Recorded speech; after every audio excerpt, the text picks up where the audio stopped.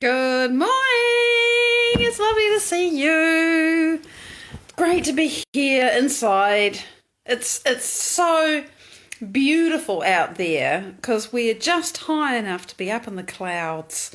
And so if you saw the picture that I posted from the top of the hill, there's no view, but there's all this dew on the grasses, which are long because we're approaching midsummer. And it's just gorgeous up there. So inside we are with the rocks, which is no great sadness because look at this. Celis died and it's so sparkly and beautiful. And I don't know, I wanted rocks with contrast today. So this is the kind of soft and cuddly one.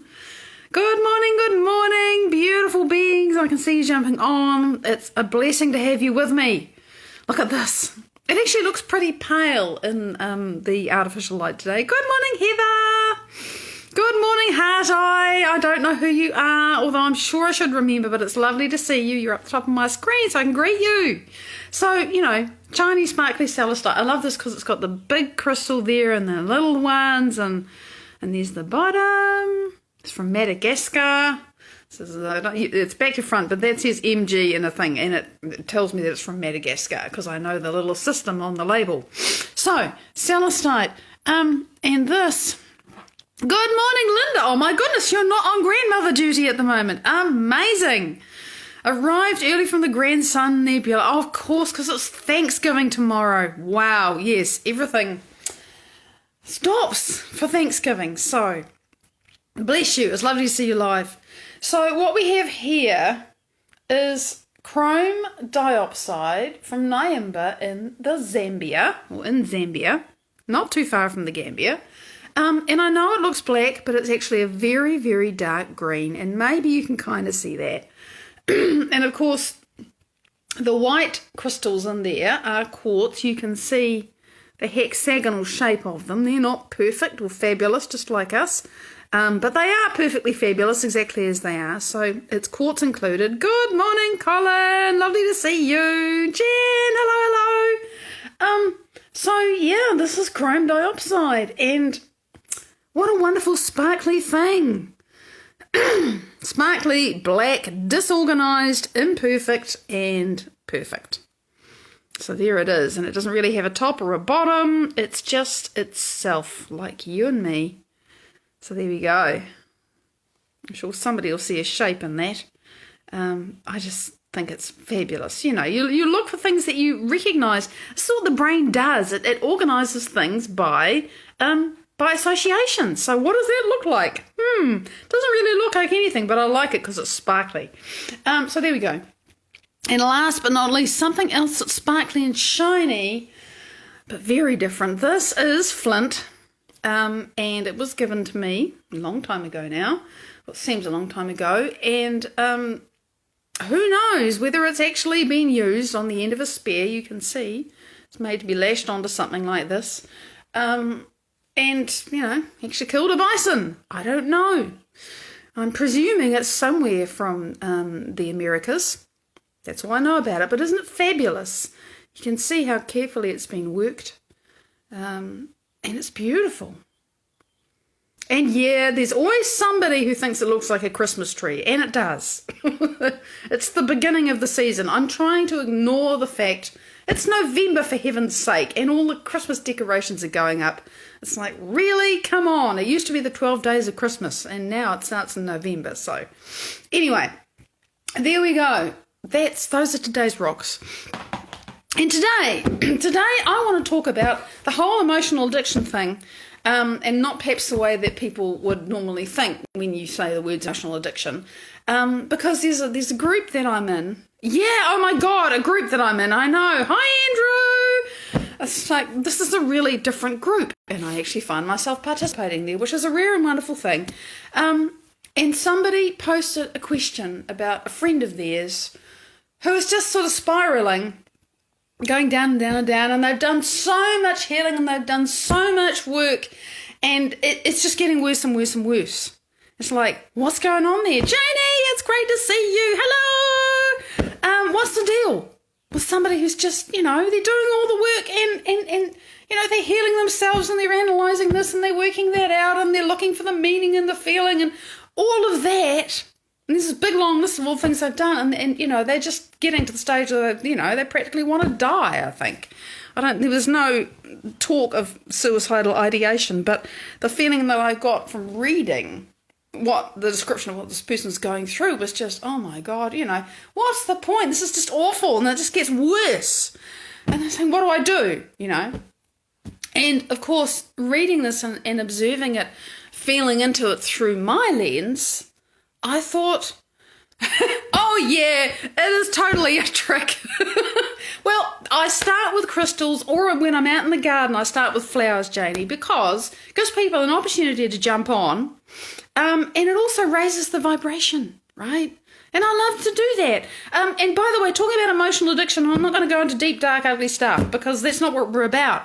The point is and that leads me directly into the topic. The point is that when people almost get stuck on a healing treadmill, it just goes round and round and round and round, and they're trying to solve their problems. They're looking for the thing that will help them feel better.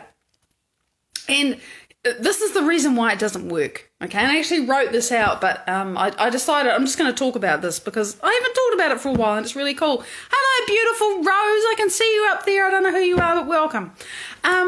So here's what happens. You have an experience, be it small or large, but it's enough for you to notice it and have some kind of emotional reaction to it, right?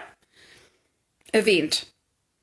And by the way, this works for good things too. But today, at the moment, we're looking at bad things, bad experiences, bad feelings. You have the experience. There is something going on in your external world, and you observe it. Your brain takes a snapshot because it's interesting and novel enough that your brain's woken up and go, "Whoa, something's going on here." And because it's new and novel, the brain gets that information and it actually makes synaptic connections to represent that information in your brain. Like the architecture of your brain actually changes in that moment. True. Fact. Neurons string together to form a memory. And so you're having this experience, and as the neurons string together, there's a bunch of chemistry that goes on which allows them to string together, but also that chemistry flows from your brain into your body and gives you a feeling that exactly matches the thought you're having. Because the experience is nothing until you have a reaction to it and you have a thought and the feeling that goes with it, right? Hope this is making sense. This is literally what happens in our heads. And neurons string together and they go, whoa, here's a new experience. I'm going to remember that, And why do we remember it? Particularly if it's bad. Because if you are a caveman and you go to the watering hole and there's an alligator there and it nearly takes your hand off, it's a good idea to remember that you've got to be careful when you go back to the watering hole again. Or find another one. Right? We learn from experience. That's the evolutionary and very sensible and adaptive function of that process. That if something is scary or bad, we remember it so we can avoid it. But here's the problem that happens now. You have that traumatic experience. You have that difficulty. You have that limitation. You have that negative belief about yourself. And so you go to a therapist, and what do? They get you to talk about it. Nothing wrong with that per se. But what happens when you talk about it? Well, you fire up the same neural network in your brain that got formed when you first had the experience. Because it's a memory. That's how you remember it. You fire up, literally, the electricity runs through that neural network again. And when the charge of the thought, and it was like people are taking pictures of it, it's like, it's like a flow of lights going through this network of things, the neurons. I'm seeing a picture of it. It's amazing. It spreads, just goes like lightning hopping from one part of the world to the other or something. It's hard to explain, but I can see it in my head. Every time the signal goes from one neuron to the next, because there's many of them strung together in a net, it's got the charge has got to jump from the sending neuron to the receiving neuron. There's actually a little gap in there, teeny tiny. It's called the synaptic space. And to get across that space, there is a neurotransmitter that helps that to happen. Now, in the sending part of the neuron, senders, receivers, synaptic space, there are all these pods and they contain neurotransmitters. And there are many different kinds of neurotransmitters. So the really interesting question is, how does the neuron know which neurotransmitter to release, to send across the space? How does it know?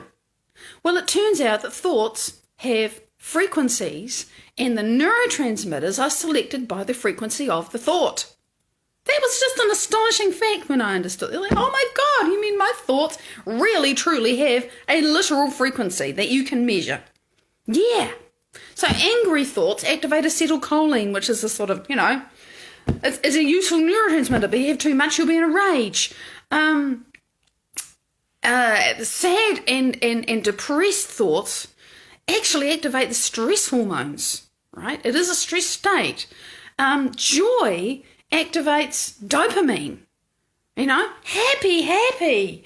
And relaxation, peaceful thoughts, gamma aminobutyric acid. God, I managed to learn all this stuff. And those neurotransmitters then help the signal jump across the synaptic space, but they also then talk to the chemical brain and say, send a bunch of signals to the hormonal centers in the body and do the chemistry that goes with what I am.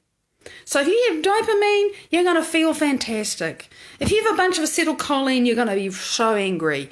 If you have a bunch of whatever it is that, I don't know them all. Hell, I don't know them all. But whatever it is that triggers adrenaline, you're going to be running for your life. Okay, so that's literally what happens when you think a thought that has an emotional charge. Now, you're talking to the therapist about it, and you remember it, right? And then your body, because the body's very objective, that chemistry is the same as if you were having that experience again. The body doesn't care. It doesn't know that the experience isn't happening again now. You just fired the thought and had the chemistry again while you're talking to the therapist about it. So you now have had the experience twice. And then you go home and talk to your friend or your spouse or your flatmate about the session. And you may revisit the experience again. Oh, I told them this and this and this, and they said that, and this is what happened, and, now you've done it 3 times. And then you wake up the next day and you think about it again. And you get the idea, and the more powerful the experience is, the easier it is to do this. And then so you have your session with the therapist, but you still feel, it's still there. You understand it better. You have all the insight, but you still have this huge thing that goes off with it like a thunderclap whenever you happen to think of it. And every time you think of it, it's the same stress, the same pain, the same anger, the same trauma, the same whatever, going from your brain to your body. And now here's the fun thing. Your brain is always spying on your body. Your body's always spying on your brain. They're talking to each other all the time. So you fire the thought, you have the feeling, and then your brain's going, oh, the body's feeling traumatized. Let me go find, by association, like we look at the crystal and think, what does that look like? By association, let me go and find more thoughts that are equal to this feeling, this traumatic feeling. Let me go and find more trauma. And then, so the other thing that it was similar that happened, 4 years ago instead of last week, comes back to you, and then you have the same chemistry. And then you think more traumatized thoughts, and then you feel more traumatized. And this is a vicious, powerful cycle. That's what happens. People get locked into it. And if you keep doing that, which is very, very easy to do, because it's very human. You think, oh my God, why am I feeling so awful? What do I need to do to change? And you go and you do the work with the whatever it is, and you choose that modality and you try this thing, and every time you're telling the story, you're revisiting the emotions and trying to fix them. But every time you revisit the emotions, you wire more hardware in your brain, and here's the other thing that happens. Your cells get used to that chemistry, and they actually change their physical structure to adapt for the fact that there's always a ton of traumatized hormones around. Because, it's like in a supermarket, if there's a ton of people waiting, they open up more checkouts. You get more checkouts for trauma hormones. And then what can actually happen is that there's so much of the trauma hormones that the checkouts just go, we can't handle this anymore, we're going to ignore the cues. And what happens then, and this is addiction, by the way, think about it. You have the heroin addict who has their first fix, and it's amazing. It overloads the dopamine receptors in the brain and who knows what else. And the next time, you got to take a bigger hit to get the same response. Got to take more to get the same fix. And it works that way with stress hormones too. And then after a while, you go from opening up more lanes in the checkout to process all the stuff, to the system just going, I'm so overloaded, I'm going to ignore it. But then, you're still looking for the fix. The body is still looking for the hit. But you have what's called resistance happening on the receptors on the cell. Those are the checkouts, right? The receptors on the cell receive those stressful hormones and, do stuff. And now those receptors aren't really working anymore, but the body is craving the fix of stress hormones. Really? Yes, really. This is how you can literally become addicted to a life that you don't even like. This is how you can be addicted to your thoughts. You don't realize it, but the very act of thinking about and analysing and trying to sort out why I feel so bad and what can I do to fix it, you're focusing on it, you're firing and worrying and feeling all that stuff more and more and more, and it's this endless spiral. And that's what happens, okay? That is emotional addiction. It's cellular, it's physical, this is science, this is what happens. And this is also why it's so hard to change it. So, how do you change it, right? Science also explains and shows, when you understand this, that the fastest way to heal is to change how you feel, which of course feels absolutely fecking impossible if you have been feeling traumatized for the last 15 years or however long it is. Like, what? You want me to feel happy just like that for no reason when I feel like shit? Yeah, actually I do, and I know how hard that is. Not because I've been to the very depths of trauma, but I know how deep my own lack was and how much I didn't want to practice feeling happy. Because I thought that feeling happy was something that I would have when things outside of me changed or when I was healed, that mythical moment of being healed and now I can feel happy. What I didn't understand is that feeling happy or healed or whole or well or whatever it is a skill. Truly, it is a skill. You can learn to do it just like playing the violin or riding a bike or talking or walking or learning a language. It is no different, and it took me a very long time to get my head and heart around that. It is a skill. And what's happened is you've got really good at feeling bad. So how about being so dedicated to yourself and your future that you are willing to yank your awareness out of the past and all the pain, which is so easy and so familiar to you, and start putting it onto something else. To start putting your awareness. Now, your awareness is one thing. You can't just think, I'm happy, I'm happy, I'm happy, I'm happy, when your body is going, no, you're not. You feel like shit, right? Somehow, you've got to get the thought to become a visceral experience. Just like you had the trauma and the neurotransmitters communicated to your body and you had a hormonal thing which made you feel angry or sad or traumatized or whatever it was, right? The same thing has to happen with your happy thought as happened with the sad one.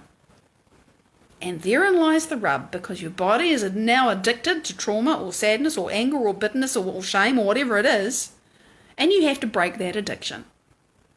And it's a journey, but it starts with a very deep choice to realize, oh my God, I am addicted to my pain. And what's an addiction if it isn't something that you can't willfully choose to stop? I was addicted to feeling lackful, feeling worthless and powerless and disempowered, and I can't do it. Totally. Took me 11 months, actually, to really, truly start to break that addiction. And by that I mean my first experience of real, visceral joy. Never had it before. Started doing the work that I'm talking about. Took me 11 months. Some people it takes longer. For some people they get it in 5 minutes. Just depends who you are. Doesn't matter. The point is, I had some good experiences in that 11 months when I was starting to develop a skill of feeling good. Now I can draw up positive emotions on command, and I can even do it when it's going against the grain. When my circumstances, when something in my body is saying you should feel frustrated, you need to hurry, Maddie. Let me tell you right now, I am breaking the habit of hurrying when I feel there's not enough time. How is that an elevated, enlightened, empowered way to be? Oh my God, there's not enough time, I have to hurry. No, huge habit. So easy for me to do. Puts me in survival, puts me in fear, puts me in lack. I can't do that anymore if I'm to become who I choose to be. But I really have only just realised it in the last few days. So it's an ongoing process. I've got to break that addiction. And it really is an addiction. It's so unconscious, it's so normal and usual and easy for me to just run into, I got to hurry, I got to push, I got to try, I got to, How does it make anything happen faster? It doesn't actually. It makes it slower. But it's an addiction. Same thing. Anything you can't consciously make a choice whether you do it or not, you're addicted to it. So, and that's why. This is the mechanism. So, I know I haven't talked a lot about the solution. If you just come to this brand new and you're thinking, how do I do something about this? Just wind back a couple of days and look at the lives that I've just done, because I talk about the solution all the time. But today I wanted to unpack the challenge. I wanted to make that understandable and clear. Because this is what we face in ourselves, and it's also very empowering to understand this. Like, oh my God, this is why I haven't changed for so long. I've done all this analysis, I've done all this healing, I've done all this stuff, and all this does reinforce it. Okay, I've got to create a new self. And we can do that, we can do it the same way.